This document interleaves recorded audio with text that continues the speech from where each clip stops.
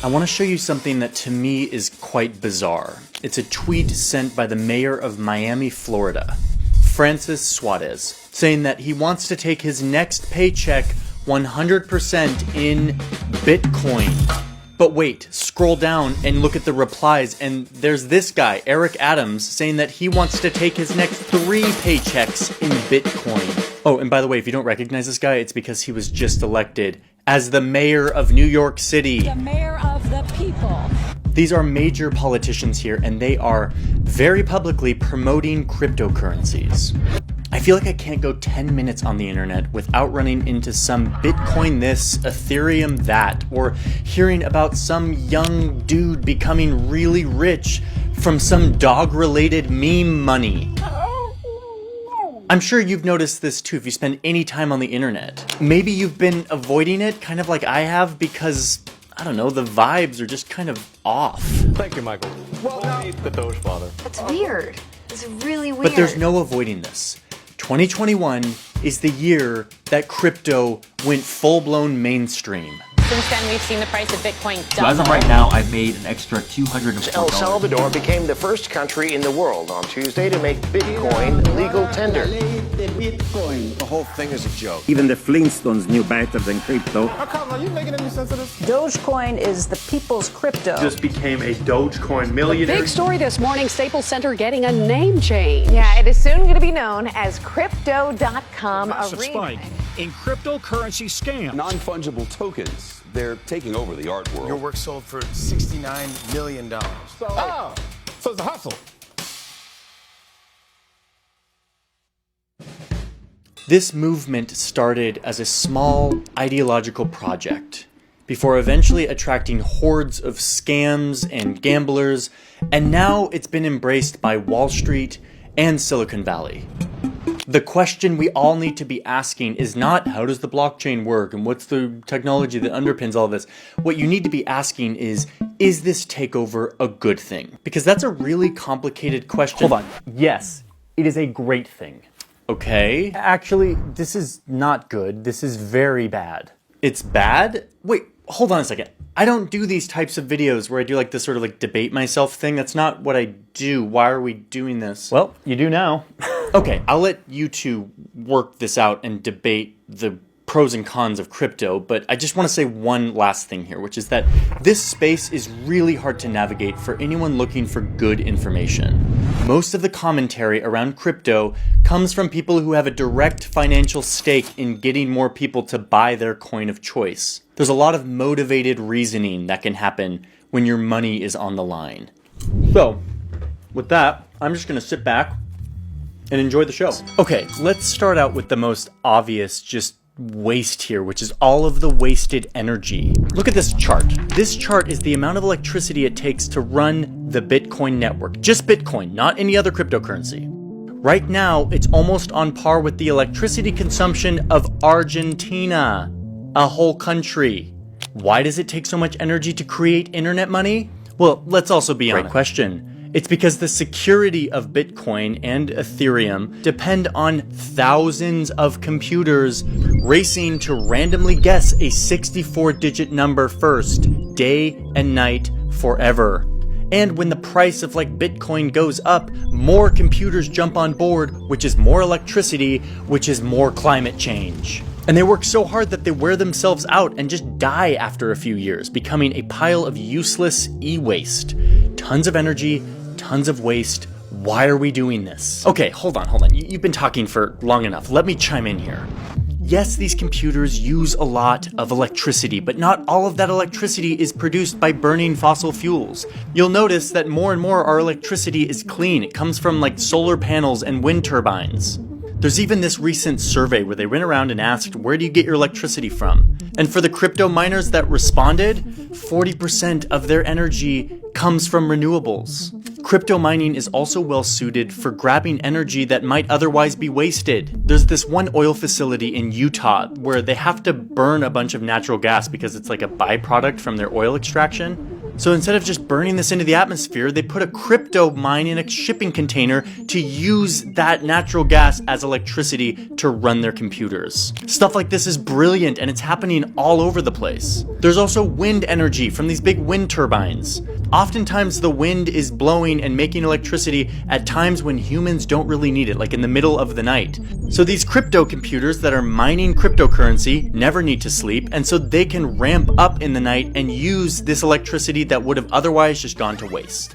And besides, why are we singling out crypto for using energy? Everything uses energy. The question is whether or not the product merits that use, which it does, and let me explain why. Wait, no. You're not going to explain why, because that's the whole point. You just said it. You're talking about internet money that's built off of electricity and fancy math. I hate math. The product is useless. It's actually worse than useless. It's actually harmful. Every week, some new crypto company gets hacked or runs some scam or claims that their scam was a hack. There's no consumer protection. It's the Wild West, and there's a lot of predatory behavior. The most recent example is this Squid Game cryptocurrency. Investors crying scam over cryptocurrency inspired by the hit Netflix show Squid Game. Someone decided to make a cryptocurrency called Squid. They posted this beautiful paper outlining that it was like a play-to-earn online game. It was going to be released next month. They got all the hype going. The price shot up like this, and as soon as it got right here, the creator cashed out and disappeared with over $3 million. Oh! It went to zero! This happens all the time. Well, why are people buying it? People wouldn't be buying it if it wasn't onto something. People are willing to buy whatever if there's enough hype. Why are you buying it? Because it's supreme. And because of guys like this, a 33-year-old California dude who put his entire savings into Dogecoin. And now he says he's a millionaire. Everyone wants to be this guy. They want to be the next version of this dude. This is classic casino psychology. The winners are nice and loud, telling everyone how lucky they were, and the losers quietly retreat into their shame.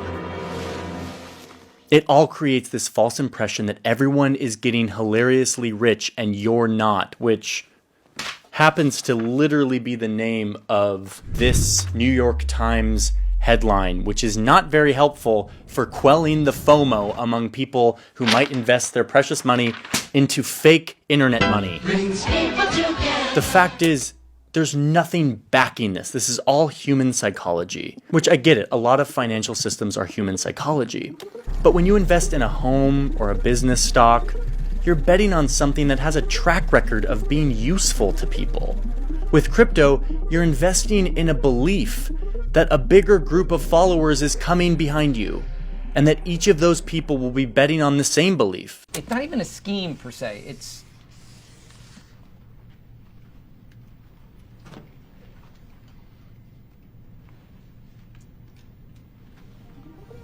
I have to go make a call. Those guys at the top need us to buy or they lose. You may have noticed that recently, on your PayPal app or your Cash app, you can now buy crypto. Well, it turns out that the CEOs of those companies, these guys, are both personally invested in Bitcoin. They're up here at the top of the pyramid. And so of course they're going to make it easy for you to buy in too, because they get rich if you buy in. But the upshot is yes, it is possible to make money with this. It's always been possible to get rich with rising bubbles that transfer wealth from the late adopters to the early ones. That doesn't mean it's a good investment, and it also definitely doesn't mean it's good for the world. Dude, you're totally missing the point, okay? Yes, it is true, and you're right, that in these early days, there's a lot of nonsense and scams and garbage happening. But that's what happens when there's innovation. People jump in and try things out. They make mistakes. People get scammed. But eventually, the technology matures. That's where we're headed here. Don't look at the random dude who's getting rich. Instead, you need to look back at the first year of Bitcoin. Back in January 2008, Let's talk about the speed with which we are watching this market deteriorate. This could be the most serious recession in decades. The economy was in a free fall. Banks and regulators had massively mismanaged our financial system. Governments were bailing out these banks because they were, quote, too big to fail. And out of nowhere, someone writing under a pen name, Satoshi Nakamoto, proposed this idea of Bitcoin, which was a peer-to-peer electronic cash system, something that wouldn't need governments or banks. The first block of code to start off this decentralized record that every Bitcoin transaction would be built upon. In that first code, you see a little Easter egg, a headline from the day's news of governments bailing out banks. Nakamoto wrote that, quote, the root problem with conventional currency is all the trust that is required to make it work. Bitcoin would solve this using the same ethic that had built the internet, connecting strangers from around the world without the need of a middleman. So yes, this is useful because detaching money from these big institutions that have screwed it up is useful for a lot of things. Oh yeah, totally. You mean like buying drugs? Well, yes, but also a bunch of other things that you probably can't imagine because you live here in the United States. Consider Nigeria for a second. Last year, the government literally froze the bank accounts of 20 people who were protesting police brutality in the country. But some of them were able to still receive donations through Bitcoin because the government couldn't freeze that. Look at another example, Venezuela, a place where a stack of money is worth nothing because of hyperinflation. The purse is made entirely of the bills of the Venezuelan currency, the bolivares. Inflation is so high that this money is now completely worthless. This wiped out people's life savings, all because of trust in these big institutions. These are problems that don't happen with Bitcoin. There's no government that can freeze your account. There's no government that can print more money and devalue your coins. It's not controlled by governments or a team of executives. It's controlled by the community. The fact of the matter is, all money is turning digital. And let me guess, you probably trust your central bank and your government because you live here in the US. But according to the Human Rights Foundation, more than half the world's population lives under an authoritarian regime. I get it. Removing banks and governments as the middleman has some major upside. But who's going to protect the Nigerians and Venezuelans from Bitcoin scammers and hackers? I mean, just look at this list. This is a list of all of the cryptocurrency exchanges that have been hacked. It's a really long list. Imagine if you're just a normal consumer who isn't like a tech person. Like, if you don't have at least some institutional buffer, you're way more vulnerable. But the blockchain, it's so secure, it's public record, it's verified through all this fancy technology. Yeah, the blockchain is a fantastic, really cool thing. But people aren't interacting with the blockchain directly. You still need all of these services to buy and sell your crypto. It's these third-party companies that turn into another middleman vulnerable of being hacked, and they are all the time. But let's just say that your crypto assets are totally safe, they never get hacked. You're still subject to insane levels of volatility. I mean, look at Bitcoin's graph. It's swinging all of the time. It swings by 30% or more, which is great if you're like a risk-tolerant guy with a ton of money to play with on the internet. This is a really fun thing to do. But what if you're somebody who actually needs your currency to stay stable so that you can know its value, so that you can go buy, I don't know, groceries? So how do you control these hyper volatile assets so that they stay predictable? Well, maybe some sort of authority middleman, and now we're right back into the messy world of trust and middlemen, government control. This is happening right now in El Salvador. El Salvador became the first country in the world on Tuesday to make Bitcoin legal tender. What does this mean for Bitcoin? What does this mean for El Salvador? Earlier this year, the president of El Salvador announced that Bitcoin would become like an official currency, like a legal form of money, and that every business in the country would have to accept it. It will run as another option alongside the current currency, the US dollar. But guess what? All of the infrastructure to actually use Bitcoin to buy things, the app where you can actually exchange and buy Bitcoin, the ATMs to withdraw the cash, it's controlled by the national government. It's like crypto is fantastic in theory and for a select few people who have disposable income to play around with, but it rarely happens in practice without the same old dynamics of a middleman coming in to make sure it works for the masses. Oh gosh, you're focusing so much on how it works now. I mean, if you were to apply that logic, like go back to the internet 1.0. The information superhighway. Everything you need for a great internet experience. Wake up and smell the 90s. You have an internet browser in the 1990s. We have the birth of a website. It is a thing that you log onto the internet, you read things, you click links, and that's it. It is a read-only experience. People could have thought like, oh, that's the internet. Like, this is what we do. We go read things. This is boring. It's just a digital encyclopedia that's connected to other people's computers. I don't need a history lesson. Where are you going with this? Just hear me out for a second. Yeah, hear him out. Come on. Wait a minute. You're still here? Yeah, I'm still here. I've been here the whole time. Trying to make up my mind as you two argue. Go ahead. Okay, so that was the internet in the 90s. But then we got Web 2. In the 2000s, you start to see web pages go from static to dynamic. Users can now generate their own content, from blogs to uploading to MySpace and then Facebook and YouTube. They're now participating in the internet. They're upvoting comments. That's where we are now. We're in a part of the internet where you're actually participating. We are creating the internet together.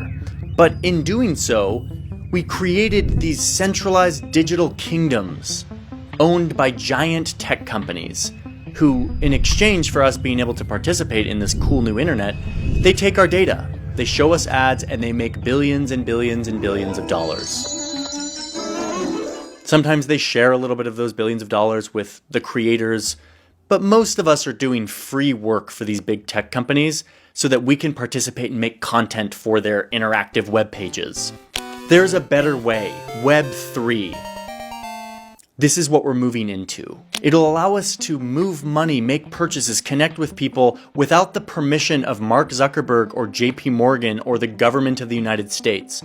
They're not a part of this equation at all. It is a vision for an entirely new type of internet. Do you hear yourself? You sound like some authoritarian politician peddling some utopian vision for the future. Let's get back to facts. Wait, no, this is actually happening. This isn't some nebulous vision for the future. We get it. Bitcoin was a currency that is inherently limited. But Ethereum is a new technology that uses the same concept of getting rid of middlemen, but instead of just allowing us to do the currency thing, it allows you to do tons of things that we used to need institutions for. It's something called a token. Oh gosh, here we go again with tokens. Tokens, let me guess, are gonna save the world. They're gonna change everything. Everything is solved by tokens on the blockchain.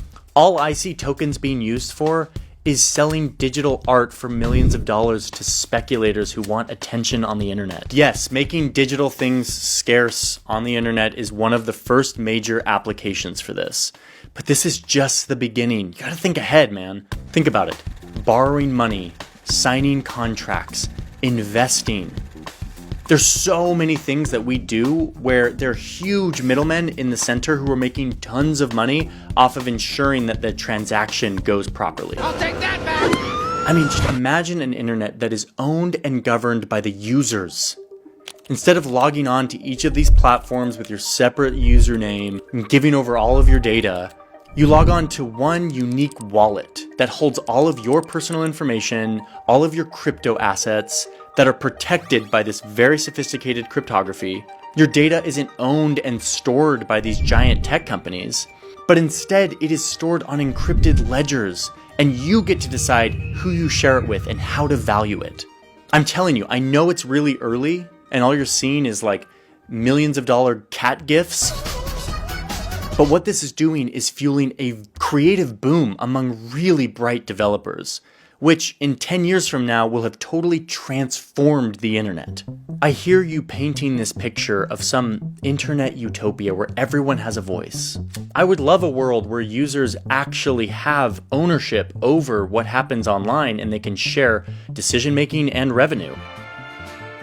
And while we're talking about blockchain, this cure-all technology that people just throw around like it's going to save everything, let us remember that in reality, blockchain is secured with cryptography, which is actually very inefficient by design. If you really want decentralization, you need to have a network that is redundant and slow and hard to navigate without a third party being your middleman. You, the user, have to trust in these companies to run things smoothly. So why do you need a blockchain anymore? When now you're trusting a third party company to do all this work for you. I think it's a much more narrow tool than you think. And a lot of people are going to lose a lot of money before they realize that that's the case. Okay, let's all take a deep breath. That was a lot. And as impassioned as this got, I promise you it's 100 times more intense in Twitter feeds around the internet. People feel very strongly on both sides of this. You'll probably be seeing it in the comments here pretty soon. I want to know which of these people you agree with. Do you agree with the optimistic view of crypto? Or do you think that this is just another obscure technology that will have its day and be a bubble that eventually bursts? For me, I'm still learning. I'm going to drink in as much information on this topic as it develops because we're still in the early stages. And I actually don't think it's healthy that we have to make our minds up on topics that are still really, really theoretical. To me, it's a much better idea to sit back and take in the information as it comes. And eventually you'll start to develop your own opinion.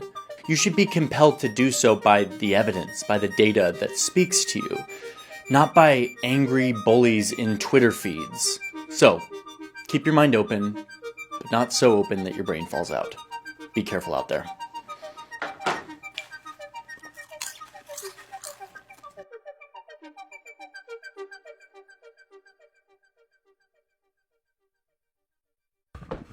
Don't forget to buy Dogecoin and buy Ethereum.